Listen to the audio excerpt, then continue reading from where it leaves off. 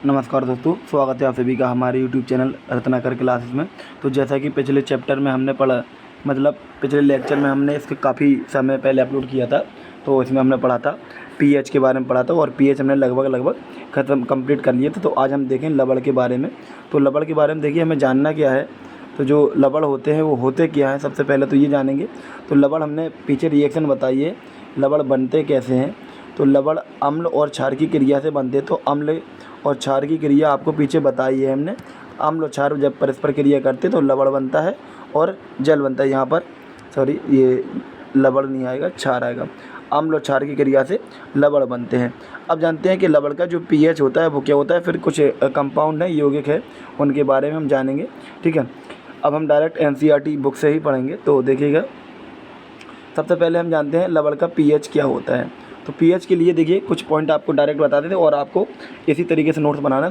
तो लवण प्रबल अम्ल, देखिए ये पॉइंट है, प्रबल अम्ल एवं प्रबल क्षार के लवण का पीएच मान 7 होता है। यानी कि डायरेक्ट कितना हो जाएगा, उदासीन। अगर प्रबल अम्ल और प्रबल क्षार है तो उदासीन हो जाएगा। यानी कि कैसे होते हैं, उदासीन है। तो शॉर्ट में बोला गया। जबकि प्रबल अम्ल और दुर्बल क्षारक के लवण का पीएच मान 7 से कम, देखो बहुत छोटा सा कम होता है, मतलब माइनर में। ठीक है, लेकिन कितना, 7 से कम होता है। यानी कि हल्के कैसे हो जाएंगे, अम्लीय, तथा ये अम्लीय होते हैं। नेक्स्ट देखते हैं, प्रबल क्षारक और दुर्बल अम्ल के लवण के पीएच का मान 7 से अधिक होता है। यहाँ पर देखिए प्रबल जो हो जाए, प्रबल क्षार प्रबल अम्ल हो गए तो कैसा हो जाएगा, उदासीन।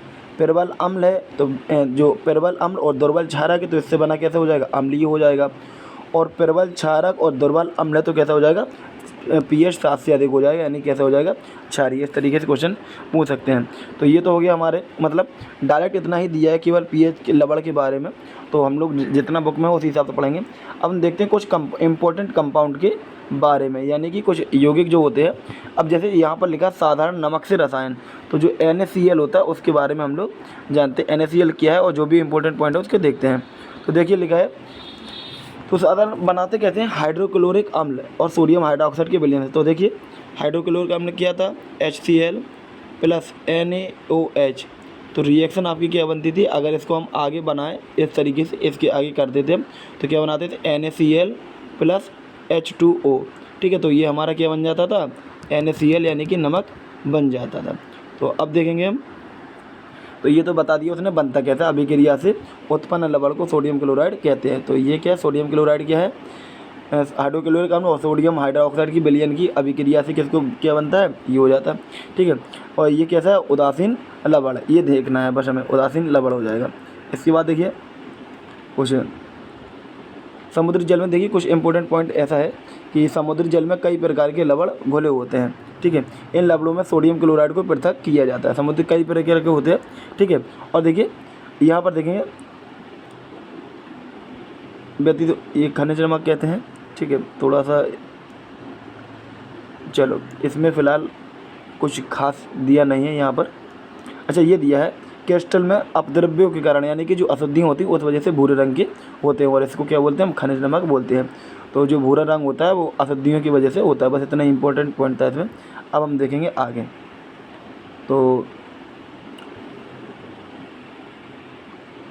साधारण नमक से रसायनों का, अच्छा तो सोडियम हाइड्रोक्साइड देखते हैं हम।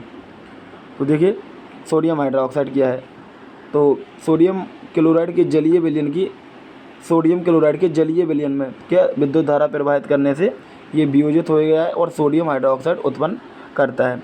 इस प्रक्रिया को क्लोर क्षार प्रक्रिया कहते हैं। देखो क्लोर क्षार क्यों कहते हैं आगे हम बता देंगे आपको, क्योंकि क्लोरीन उसमें उत्पन्न होती है और क्षार ही बनता है, इस वजह से क्लोर क्षार प्रक्रिया कहते हैं। देखिए क्योंकि इसमें निर्मित उत्पाद क्लोरीन और क्षार के रूप में क्या होता है, सोडियम हाइड्रोक्साइड होता है, इस वजह से क्लोर क्षार प्रक्रिया कहते हैं। ये हो जाएगा आपका सोडियम क्लोराइड और ये हो जाएगा H2O। देखिए यहाँ पर छोटा सा ये AQ लिखा है, मतलब एक्वा से जलीय अवस्था में है ये, और L बोलेगा आपका लिक्विड। NaOH भी एक्वा में बनेगा और ये आपकी कौन सी गैस निकल जाए, क्लोरीन। G मतलब गैस का है और आपका H2 भी लिखा हुआ है, इस H2G, G का मतलब जो हाइड्रोजन है यहाँ पर गैस के रूप में है।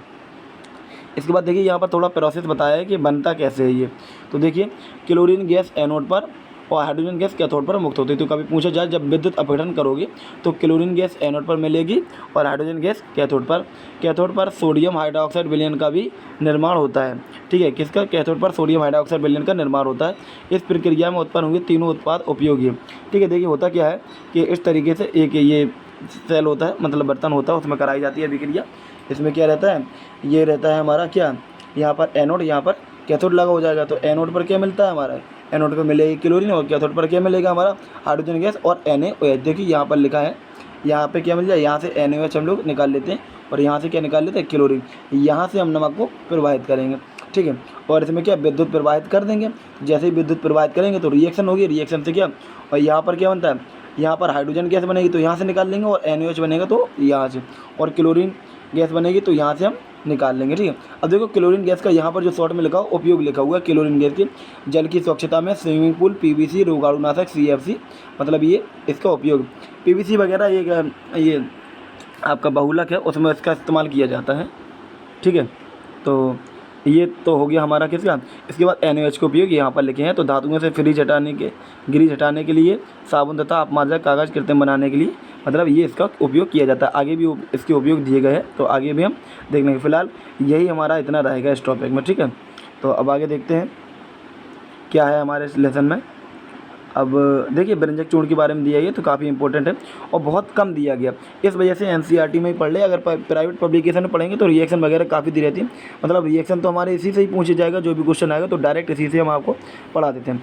अब देखिए ये बनाया गया था व्यंजक चूर्ण। देखिए जलीय सोडियम क्लोराइड के विद्युत अपघटन से क्लोरीन निर्माण होता है।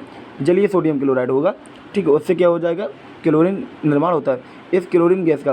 तो फिलहाल तो ये पॉइंट बेकार है, ये पॉइंट बेकार है आपका, क्योंकि क्लोरीन गैस का हमें निर्माण नहीं करना है। निर्माण हमें किसका करना है? व्यंजक चूर्ण। तो देखो व्यंजक चूर्ण के लिए आप क्या लिखेंगे कि शुष्क बुझा हुआ चूना, यहाँ देखेंगे शुष्क बुझा हुआ चूना पर क्लोरीन की क्रिया से व्यंजक चूर्ण निर्माण होता है। यानी कि ये रहेगा आपका बुझा चूना। देखो बुझा चूना का फॉर्मूला होता है CaOH का उल्टा, और बिना बुझा चूना होता है CaO, कैल्शियम ऑक्साइड। तो बुझे चूने में क्लोरीन गैस प्रवाहित करोगे तो क्या बनेगा आपका? क्लोरीन। तो कभी कभी ऑप्शन में क्वेश्चन पूछ लेता है कि बुझे चूने पर क्लोरीन गैस प्रवाहित करोगे तो क्या बनता है? तो व्यंजक चूर्ण बनता है। ठीक है, इसको कैल्शियम हाइपोक्लोराइड भी इसका नाम होता है। ठीक है, और देखिए व्यंजक चूर्ण के कुछ उपयोग पूछे गए, बताए गए यहाँ पर। तो वस्त्र, सूती एवं लेलन के, जो लेलन आप लोगों ने कपड़ा के नाम सुना होगा, ये ठीक है यहाँ पर लिखा है, वही व्यंजन के लिए कागज़ की फैक्ट्री में लकड़ी का मज्जा बनाने में किया जाता है। ठीक है, एवं लाउंड्री में साफ कपड़ों के लिए, व्यंजन के लिए। ठीक है, व्यंजन के लिए मतलब होता है कलर अलग करने के लिए। ठीक है, नेक्स्ट है कई रासायनिक उद्योग में उपचायक के रूप में, मतलब ये उपयोग है। फिलहाल इसका याद रखना, पीने वाले जल को जीवाणु से मुक्त। देखिए व्यंजक चूर्ण का उपयोग किया जाता है कहाँ? पीने वाले जल को जीवाणु से मुक्त करने के लिए। ठीक है, इसके बाद हम एक और देख लेते हैं बेकिंग सोडा। बेकिंग सोडा भी काफ़ी इंपॉर्टेंट है। तो बेकिंग सोडा क्या है ये आपको दिया है। बेकिंग सोडा देख लेते हैं जल्दी से। बेकिंग सोडा क्या होता है? हमारा खाने वाला सोडा होता है।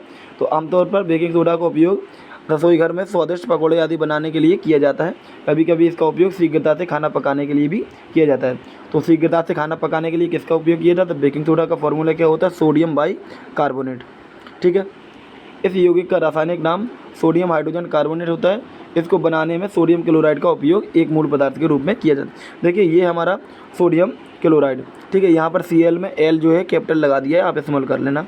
ठीक है, सोडियम क्लोराइड का जलीय विलयन में कार्बन डाइऑक्साइड और अमोनिया गैस प्रवाहित करोगे। सोडियम क्लोराइड के जलीय विलयन में कार्बन डाइऑक्साइड और अमोनिया गैस प्रवाहित करोगे तो अमोनियम क्लोराइड मिल जाएगा और सोडियम बाइकार्बोनेट मिल जाएगा आपको। ठीक है, तो यही था इतना आपका काम का। इसके बाद देखिए इसकी कुछ रासायनिक गुण दिए हैं। खाना पकाते समय जब इसको गर्म करते हैं तो देखो गर्म करने पर क्या हो जाएगा? सोडियम कार्बोनेट H2O CO2 टूट जाएगा। ठीक है, यहाँ पर देखिए ये 2 का गुणा है। 2 का गुणा किसके लिए दिए गए? रिएक्शन को बैलेंस करने के लिए दिया गया है, तो ज़्यादा परेशान होने की ज़रूरत नहीं है। ठीक है, तो ये तो हो गया हमारी रिएक्शन कब? जब सोडियम बाइकार्बोनेट यानी कि बेकिंग सोडा को गर्म करोगे तो सोडियम कार्बोनेट मिल जाता है। ठीक है, इसके बाद क्या? सोडियम हाइड्रोजन कार्बोनेट का उपयोग हमारे घरों में अनेक प्रकार से किया जाता है। तो ये तो कोई काम का है नहीं पॉइंट, अनेक प्रकार से किया जाता है वो अलग चीज़ है। आपसे पूछा जाए खाना को जल्दी पकाने में या और भी चीज़ों को बनाने में किया जाता है। ठीक है, तो अब देखिए बेकिंग सोडा का उपयोग। देखिए यहाँ लिखे बेकिंग पाउडर बना। देखिए बेकिंग सोडा से बेकिंग पाउडर क्या टार्टरिक अम्ल मिला देंगे तो बन जाएगा आपका। देखो लिखा हुआ है इसमें जो बेकिंग सोडा सोडियम एवं टार्ट्रिक अम्ल जैसा एक मंद खाद्य अम्ल का मिश्रण है। तो टार्ट्रिक अम्ल में क्या मिला दो, बेकिंग सोडा मिला दो तो बेकिंग पाउडर बन जाएगा। ठीक है, जब बेकिंग पाउडर को गर्म किया जाता है तो ये निम्न अभिक्रियाएँ होती हैं। कौन कौन सी अभिक्रियाएँ, निम्न अभिक्रिया आपको बता देते हैं। तो ये है ये, ठीक है। अम्ल के केवल H+ लिया टार्ट्रिक अम्ल में, क्योंकि अम्ल में H+ होता है, तो ये लिया CO2 और H2 में टूट जाएगा और अम्ल का सोडियम लवण बन जाएगा, क्योंकि जो भी अम्ल लिया उसका सोडियम लवण यहाँ पर बन जाएगा। ठीक है, इसके बाद कुछ और पॉइंट दिए गए हैं इसके। इस अभिक्रिया में उत्पन्न कार्बन डाइऑक्साइड द्वारा पावरोटी या केक खमीर फुलाया जा सकता है, इससे मुलायम और स्पंजी हो जाता है। यानी कि जो पावरोटी है या ब्रेड बनाने में किसका इस्तेमाल किया जाता है, बेकिंग सोडा का। सोडियम हाइड्रोजन कार्बोनेट एक एंटासिड का संघटक है।